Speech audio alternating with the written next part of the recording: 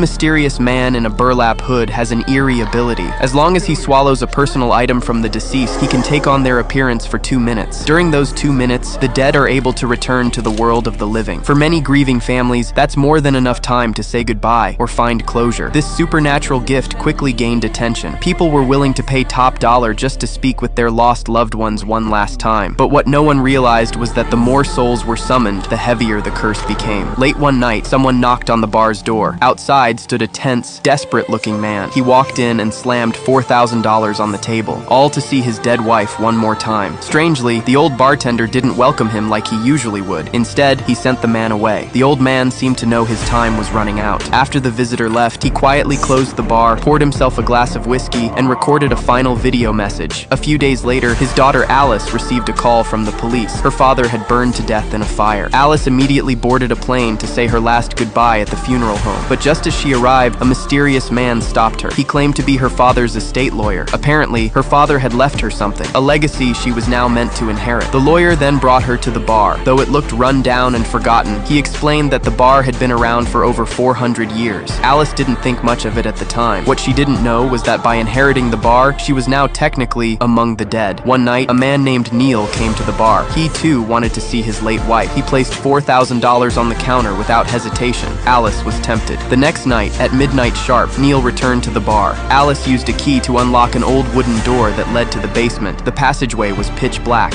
As they stepped inside, there wasn't a soul in sight, just 2 chairs in the middle of the room, eerily arranged. Beside them stood a bizarre statue, clutching its own severed head, and in the back wall, a gaping, jagged hole. Neil called into the darkness, but nothing answered. Alice and her best friend giggled nervously. The whole thing felt a little absurd. Thinking maybe he'd done it wrong, Neil asked Alice to perform the summoning instead. That's when things turned chilling. From the hole in the wall, a faint shadow began to emerge. A withered, skeletal hand crept out. A figure followed, its head covered in a rough gray sack. The sack-headed creature stumbled fully into the room, yet Neil didn't seem scared. Instead, he begged the creature for help, but it ignored him completely and started walking straight toward Alice. Frightened, Alice told it to back off. To her surprise, the creature actually stopped. It seemed to recognize her as its master. Testing this theory, Alice ordered it to step back. Obediently, the monster retreated. That's when Neil realized the truth. After her father's death, Alice hadn't just inherited the bar, she had inherited control over the creature as well.